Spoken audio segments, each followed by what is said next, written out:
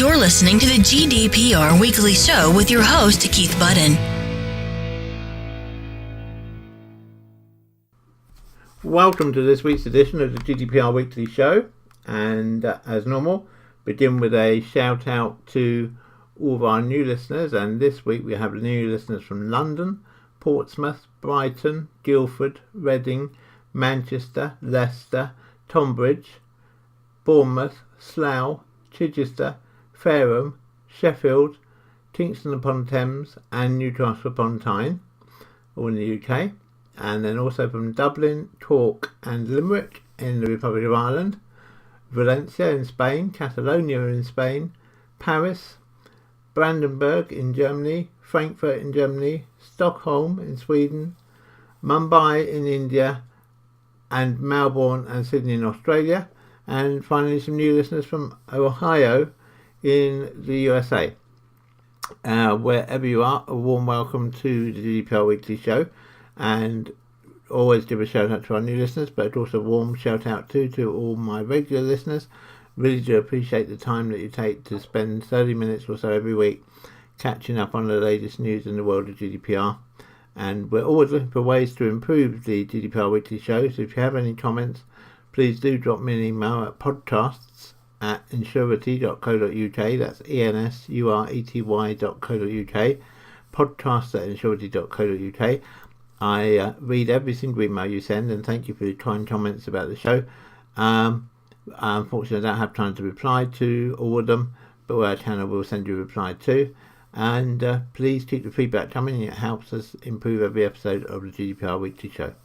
And coming up in a few moments, I'll give you the details of what's coming up in this week's edition of the GDPR Weekly Show.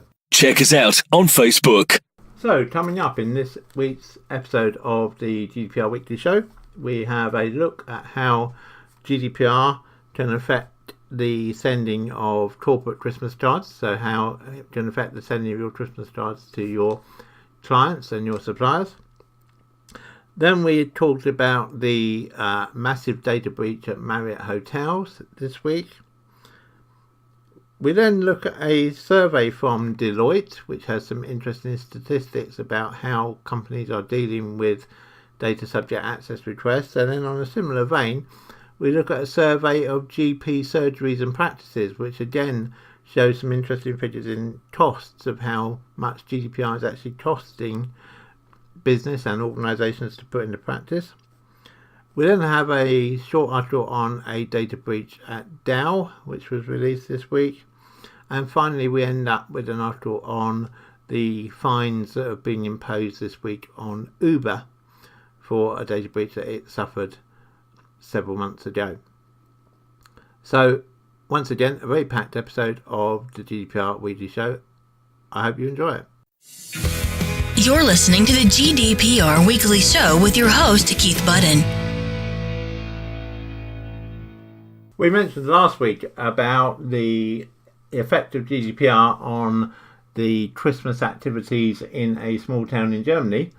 And this week we learned that GDPR may affect Christmas traditions here in the UK, because it is being considered at the moment that corporate Christmas cards could be under threat, because GDPR rules mean that companies need permission to send seasonal greetings via email or indeed via a physical card. The festive cards, of course, are traditionally sent out by all of us to our suppliers and to our clients, but the cards could fall victim to GDPR if it's applied strictly. And I think, again, there has to be an element of realism into this.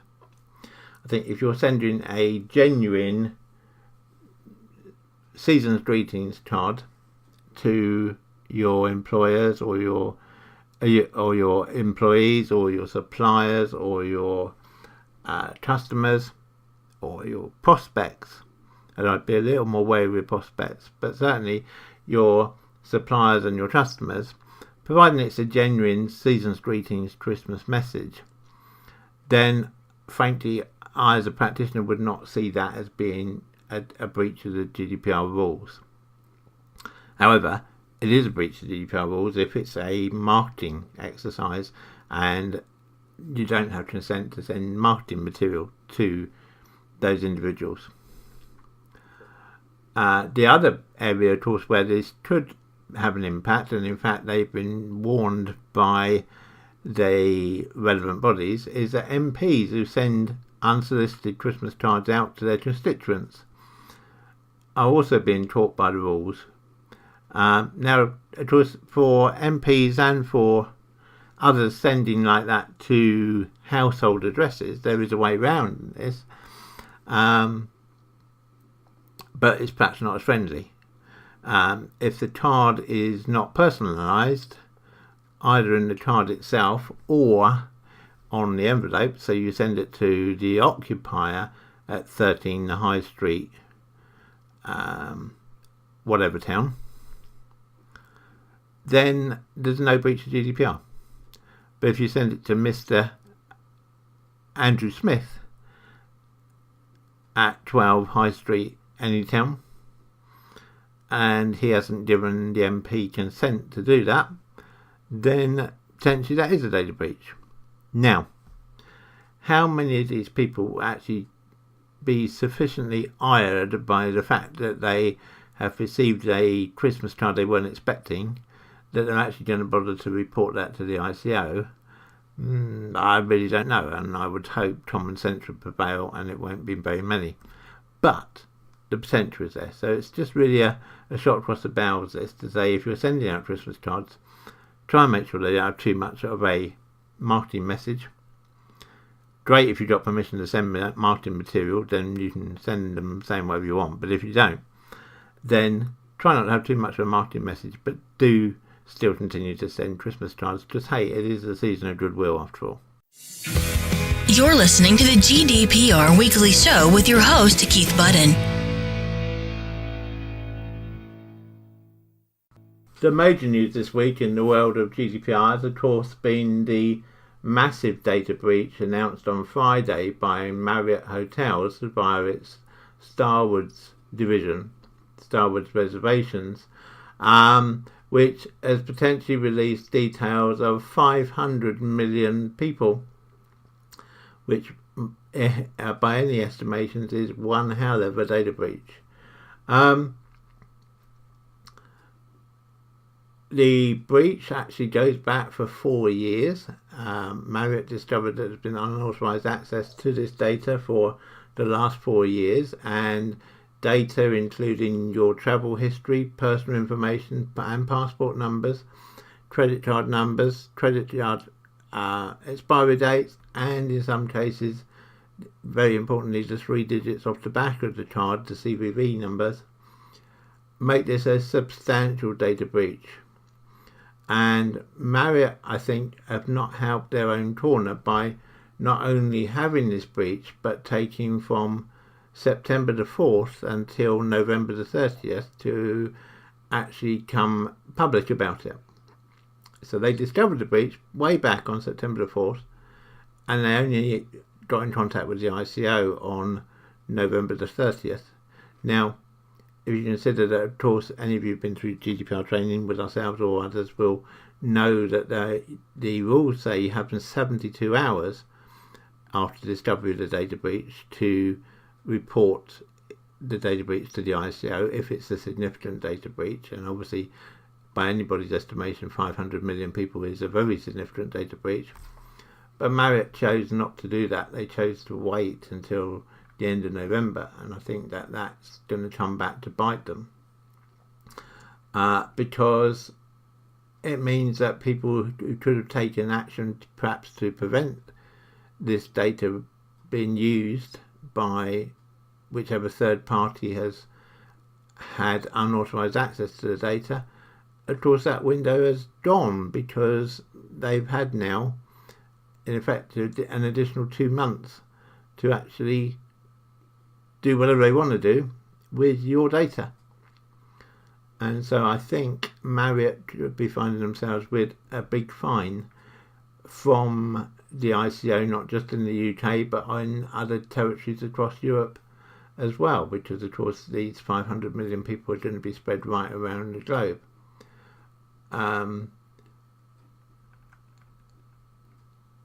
We don't know the details yet of any cybersecurity due diligence that Marriott carried out, but we have to question, of course, whether they were carrying out sufficient due diligence, or indeed whether there was any due diligence at all. It's believed that the hacker was already having illegal access into the Starwoods network prior to Starwoods becoming part of the Marriott group.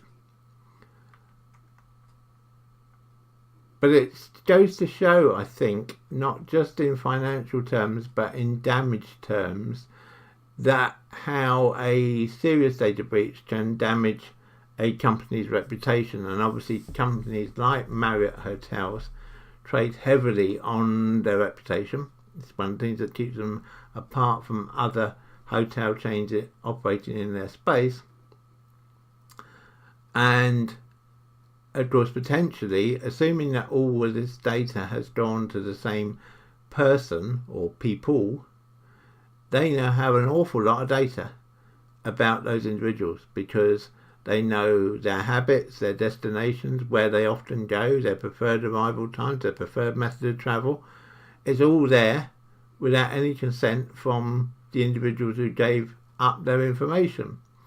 And the size of this data breach, it's considered that there could even be national security implications due to the fact that potentially 500 million passport numbers are now in the wrong hands.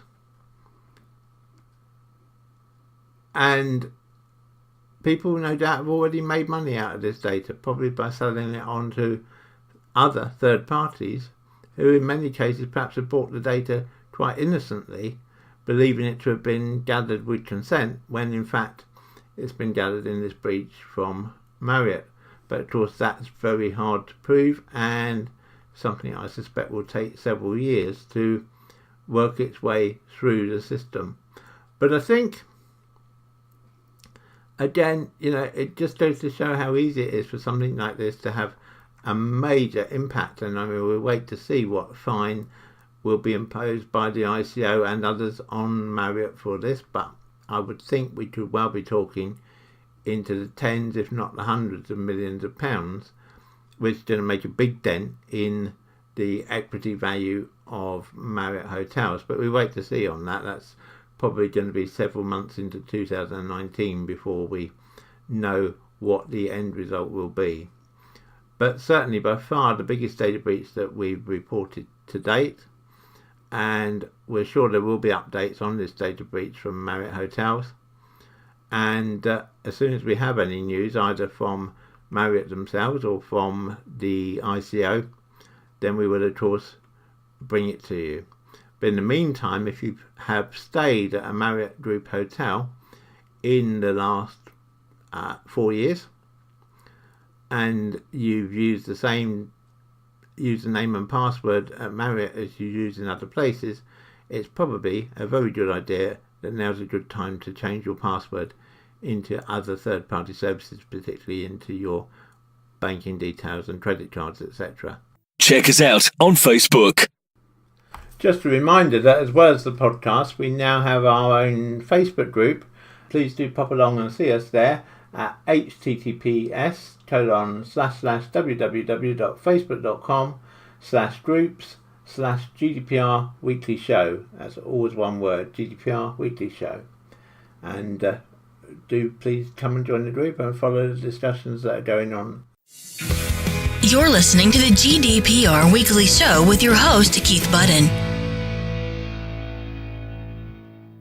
A survey by Deloitte released this week showed that only 30% of organisations are responding to data subject access requests within the 30 days set out within GDPR. So of course that means that 70% are taking longer than the prescribed 30 days, which potentially could lay that 70% open to action by the Information Commissioner's Office. It's really important to realise that the GDPR does only give you 30 days from the date that you're first notified of a data subject access request. And it's important to realise too, and I hope many of you already do this, that you should be asked for such information from the person making the request that you are as sure as you can be that the request is genuine and that the person making the request is entitled to make the request. But secondly, that the 30 days starts from when they first make contact with you and not from when they successfully verify their identity. So it's really important that you have procedures in place that mean as soon as you get a data subject access request that you can then start to process it and get the data out to the data subject themselves. And really it's about making sure that you have a clear map of your data, that you know where your data is and that you can retrieve it. Interestingly as well, of those organisations questioned by Deloitte, 70%, so the same number who hadn't been able to satisfy a request on time, 70% surveyed have increased their staff, and the increase in staff are either focused partly or entirely on GDPR compliance. For many, this included the recruitment of a dedicated data protection officer, DPO. We would add, of course, that you don't actually need to have an internal DPO. You're entitled under GDPR to have an external DPO, and that can make a lot more sense because current salaries for DPOs are anywhere from £60,000 a year outside of London to up to close on £100,000 a year for positions within the city and within central London. And the same is true in other cities. And so the cost of having a DPO is very high. When in fact most companies, in our experience, most organisations don't actually need a full-time DPO. An external DPO can perform the role just as well. And we, as a company, provide external DPO services for considerably less than the £70,000 salary of a full-time DPO. So if you'd be interested to learn more about our external DPO services, then please do get in touch. Either drop us an email at podcasts@gdprtrainingcourse.co.uk or at podcasts@insurety.co.uk, that's ensurety.co.uk, or call me, Keith Budden, the presenter of this show, on my mobile, which is 07709 584 182. That's 07709 584 182. Any of those methods will get to us, and please do inquire, and I think you'll be very surprised at how much you can save by having an external DPO. You're listening to the GDPR Weekly Show with your host, Keith Budden. Following on from the Deloitte survey story, which we ran a little earlier in this episode of the GDPR Weekly Show, another survey this week, this time speaking to GPs, surgeries and practices, found that over half of GP practices have seen an increase in the number of subject access requests since GDPR was introduced. And a good number of those practices are having to have a member of staff spend over 7 hours a week, so one working day effectively a week, dealing with them. Under the new GDPR regulations, practices are no longer able to charge for subject access requests, which means they're facing a significant increase in costs as well as workload, because previously it was quite common for GPs practices to charge up to £50 for providing a hard copy of medical records to patients, and up to £10 for computerised records, and even more if the medical records were being released to a solicitor, for example in the case of there being an accident or an employment tribunal. But now, of course, under GDPR, as they fall just the same as every other data controller, and unless you can prove that a request is vexatious or there are too many requests from one individual in a period of time, then you have to fulfill the data subject access request, and you're not allowed to charge for it.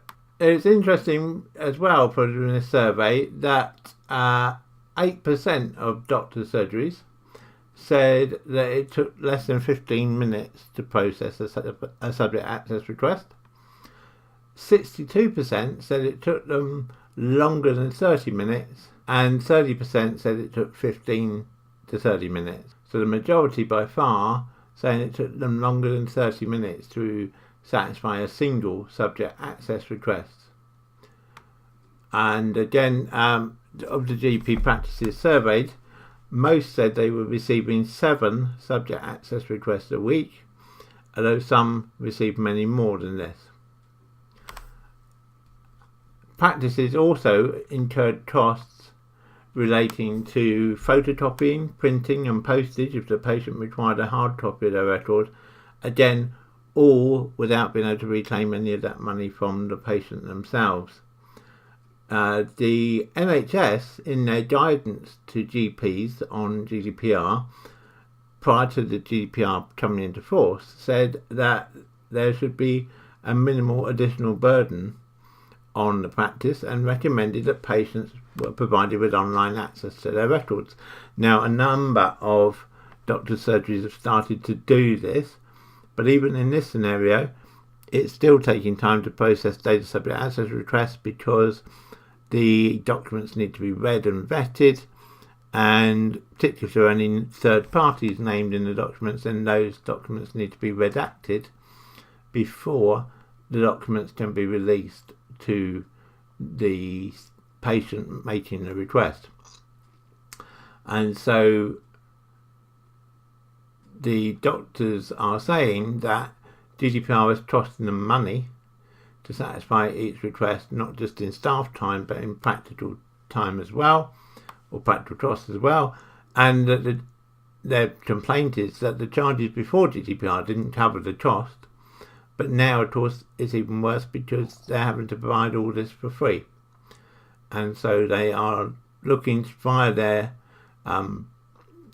body, the BMA, to approach government for extra funding to deal with GDPR requests.